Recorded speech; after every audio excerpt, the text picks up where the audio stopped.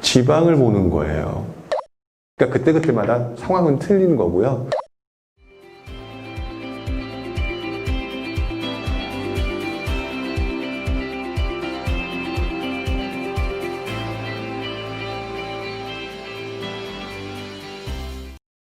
올해 보면 이제 소액 투자를 하는 사람들이 지방에 주식을 많이 들어가고 있잖아요.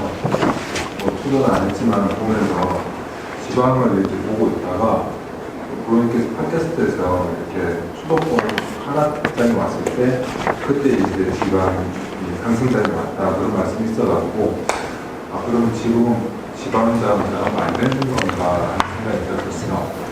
왜 그렇게 보시는 거예요? 제가 했던 얘기를 수능의 답안지처럼 기억을 하시면 안 돼요. 무슨 말이냐, 그때그때 상황에 따라 다른 게 투자자들이거든요. 그러니까 그때 말씀드렸던 얘기는 아마 이런 얘기였을 거예요. 2000년대 초반에 서울 수도권이 급등장이 나왔었죠. 그때 시점에 서울 수도권뿐만 아니라 지방까지 다 상승을 했었어요. 2000년대 초반에는. 그러면서 규제가 심하게 들어갔습니다. 서울 수도권 지방까지. 근데 그랬을 때 가장 심하게 상처를 입었던 동네는 지방이었었어요. 그 당시에. 그러면서 서울 수도권이 상승장이 왔을 때 지방장은 똑같이 규제를 먹었지만 완전히 침체에 빠져버렸죠. 그러면서 어떤 현상이 일어났느냐, 지방장에서 침체에 빠지면 건설사가 공급을 할까요, 안 할까요? 못 하겠죠. 그러다 보니까 공급이 줄어들었어요. 그리고 지방장은 너무 침체에 빠지니까 아우성을 치기 시작했죠. 그러면서 2008년도에 지방주택 활성화 대책이라는 정부 대책을 내놓습니다. 그때 지방에 있는 집을 사게 되면은 뭐 양도세대 감면하고 면제도 해주고 뭐 이런 것들이 그때 막 나왔어요. 근데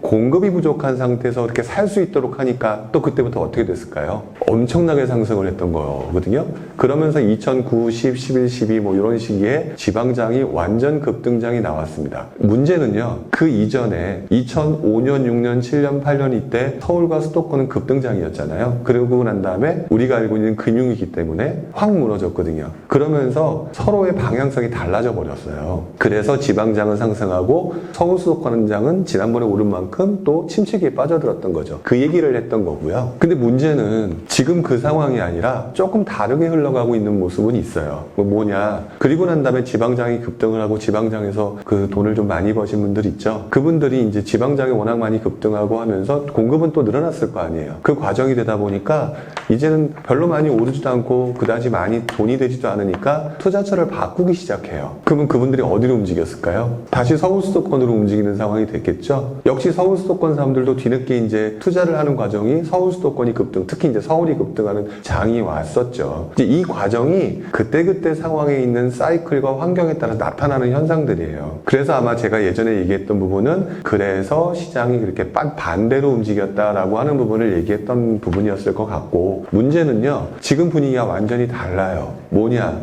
서울 수도권에서 투자하는 사람들이 속된 말로 누가 인간 수가 많을까요? 서울 수도권이 많을까요? 지방이 많을까요? 서울 수도권 사람들이 더 많겠죠? 근데 서울 수도권 중에서 서울이나 이런 데가 좀 많이 올랐잖아요. 그러면서 여러분들이 이제 돈이 부족하니까 상대적으로 어디를 보고 있느냐? 지방을 보는 거예요.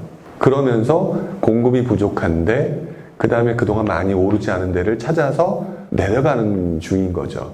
그렇게 해서 그 많은 인원들이 내려가게 되면 수요가 늘어나니까 움직일 수밖에 없는 장이었잖아요. 그러다 보니까 지방의 일부 같은 경우가 올랐던 거고, 이번에 부산 같은 경우도 사실 부산 같은 경우는 공급 물량이 꽤 있어요. 그래서 부산에서 오랫동안 사셨던 분들 입장에서 보면 올라야 될 곳이 아니에요. 근데 한번 생각해 보세요. 이제 서울 수도권에 사시는 분들이니까 한번 물어볼게요. 서울에 있는 신축이나 이런 거 아파트가 10억이에요. 우리 근데 들어보셨죠? 해운대 뭐 바다 조망 보이고 뭐 그게 7억이에요. 느낌이 어떠세요? 싸다라는 생각이 드시죠? 그런데 조정 지역이 해제가 됐대요. 그러면 어떻게 될까요? 막 내려가죠? 즉 사람들이 그런 현상이 나타난 거거든요. 그러니까 이 부산 사람들이 볼 때 어이가 없는 거죠. 나는 공급 물량이 많고 그동안 많이 올라서 비싸다라고 생각을 했는데 이런 현상이 서울 수도권 사람들이 움직이면서 나타난 현상? 즉 제가 아까 제 우스갯소리로 수능처럼 기억하시면 안 된다고 하는 이유가 그때 그 상황이 그랬다지만 지금 현재 상황이 이렇게 하면서 또다시 바뀌고 있는 중이고, 그러다 보니까 아무래도 투자자 수가 많은 서울과 수도권이 그동안 너무 많이 올라서 상대적으로 소액으로 투자할 수 있는 곳을 찾다 보니까 지방을 선택한 거예요. 그래서 내려간 거고요.